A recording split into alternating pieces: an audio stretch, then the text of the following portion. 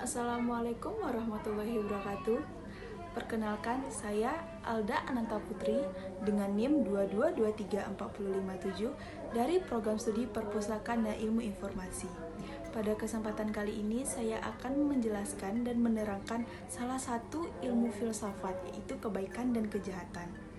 Video ini saya buat untuk memenuhi ujian akhir semester saya di mata kuliah dasar-dasar filsafat.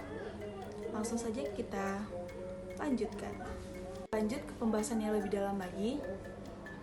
Saya ingin bertanya nih ke teman-teman tahu nggak apa itu kebaikan dan kejahatan?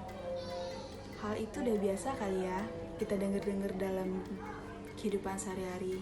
Orang baik, orang jahat itu sudah biasa ya. Tapi teman-teman tahu nggak apa itu kebaikan dan kejahatan? Kalau ada yang tahu boleh tulis di kolom komentar ya. Jadi gini, saya jelaskan sedikit ya.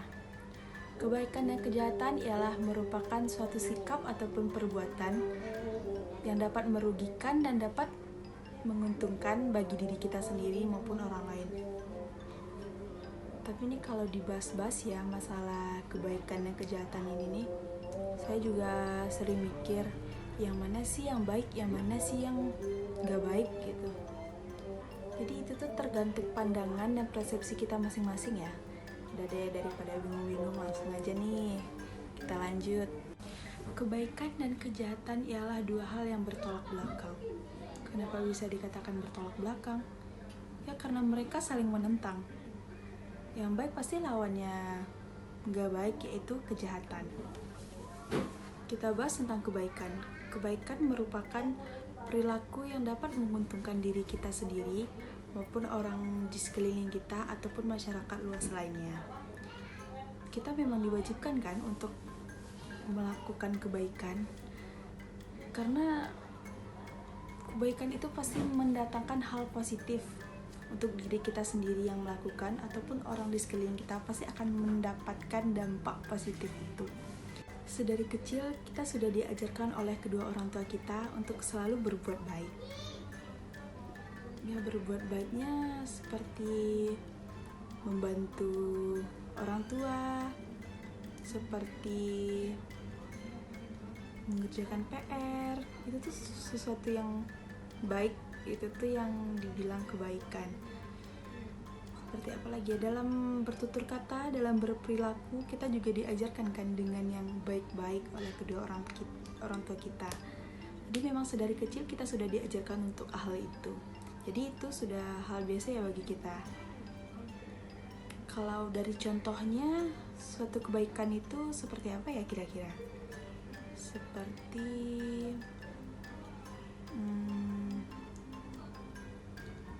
kita nih, contohnya ya. Misalnya nih saya lagi mau pergi ke kampus, naik Trans Padang nih. Terus dalam perjalanan di Trans Padang saya kan udah duduk nih di kursi.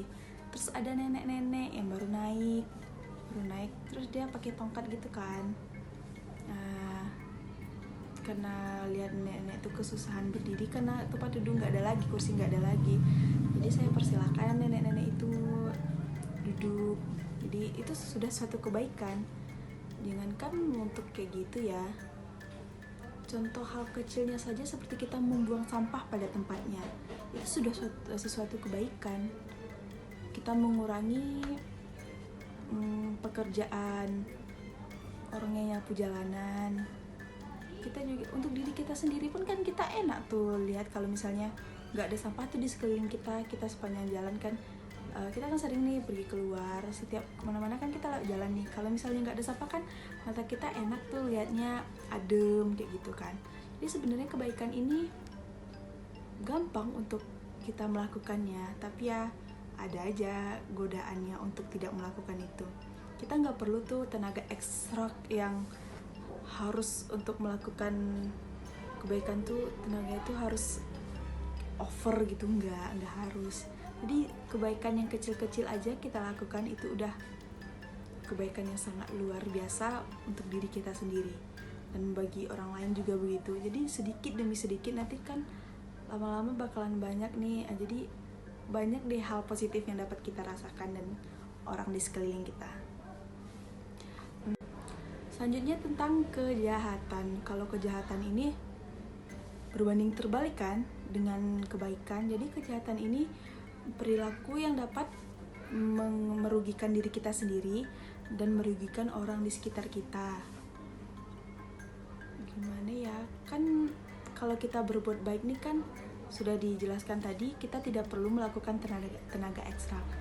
Tetapi di balik itu semua kan banyak nih godaan nih. Males lah buang sampah, cari tempat sampah. Susah deh. Perlu jalan dulu ke situ jauh. Harinya panas nih kayak gitu. Jadi ya udah diam-diam jalan terus buang sampah di tempat kita berdiri. Itu sudah kejahatan ya. Tidak hanya merugikan diri kita, juga merugikan orang lain. Nah, tahu kalau misalnya kita makan pisang nih terus kulitnya kita buang sembarangan, ntar kalau orang lewat situ nggak kelihatan bisa tergelincir, itu suatu kejahatan. Karena godaan-godaan inilah seseorang dapat melakukan kejahatan. Kadang tidak ada niat, tapi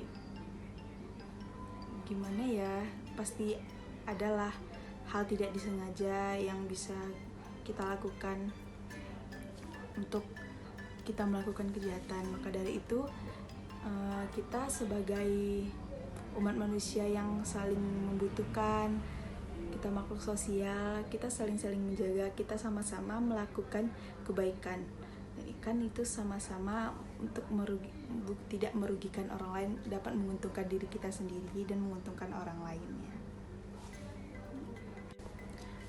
Jika kita membahas tentang kebaikan dan kejahatan, itu sangat mudah ya, mudah untuk dipahami.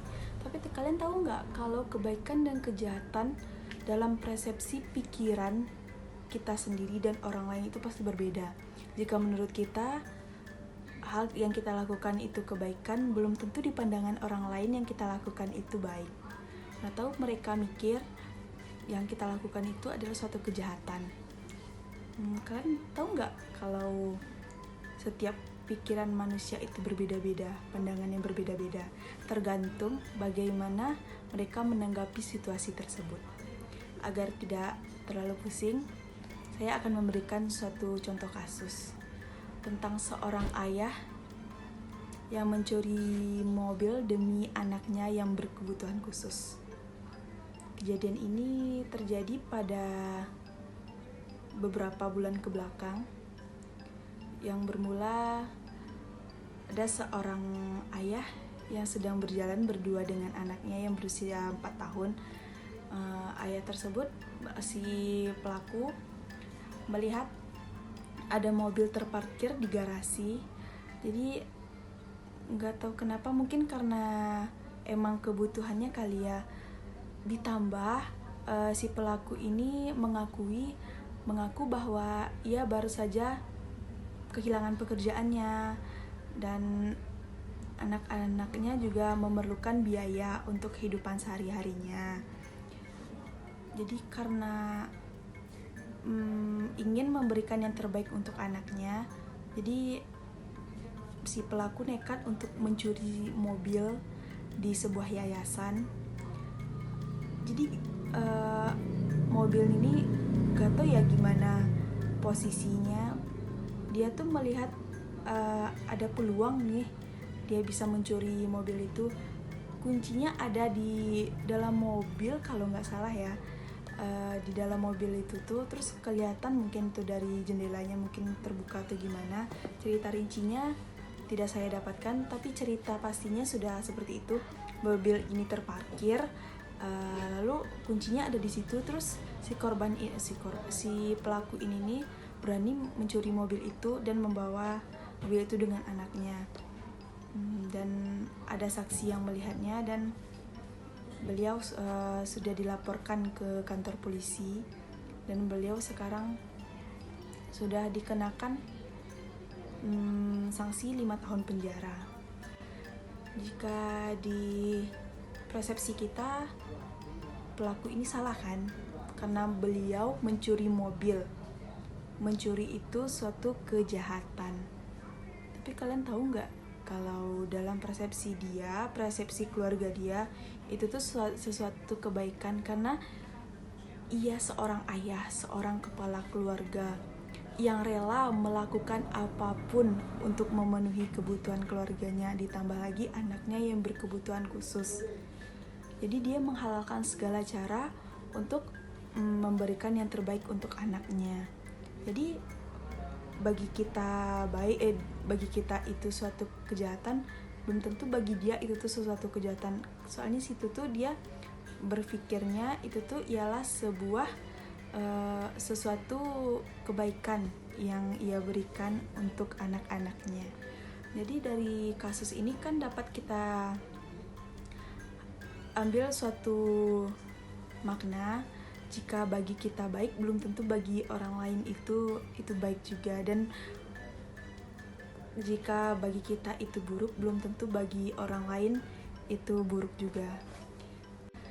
Jika di persepsi kita pelaku ini salah kan, karena beliau mencuri mobil. Mencuri itu suatu kejahatan. Tapi kalian tahu nggak kalau dalam persepsi dia, persepsi keluarga dia, itu tuh sesuatu kebaikan, karena ia seorang ayah, seorang kepala keluarga yang rela melakukan apapun untuk memenuhi kebutuhan keluarganya, ditambah lagi anaknya yang berkebutuhan khusus. Jadi dia menghalalkan segala cara untuk memberikan yang terbaik untuk anaknya. Jadi bagi kita itu suatu kejahatan, belum tentu bagi dia itu tuh sesuatu kejahatan. Soalnya situ tuh dia berpikirnya itu tuh ialah sebuah sesuatu kebaikan yang ia berikan untuk anak-anaknya. Jadi dari kasus ini kan dapat kita ambil suatu makna, jika bagi kita baik belum tentu bagi orang lain itu baik juga, dan jika bagi kita itu buruk belum tentu bagi orang lain itu buruk juga. Tetaplah melakukan hal yang baik walaupun orang lain melihat kita itu tidak baik. Terima kasih. Cukup sekian penjelasan saya pada materi kali ini tentang kejahatan dan kebaikan. Jika saya ada salah kata atau salah pengucapan, saya mohon maaf. Terlebih dan terkurang, saya ucapkan terima kasih. Assalamualaikum warahmatullahi wabarakatuh.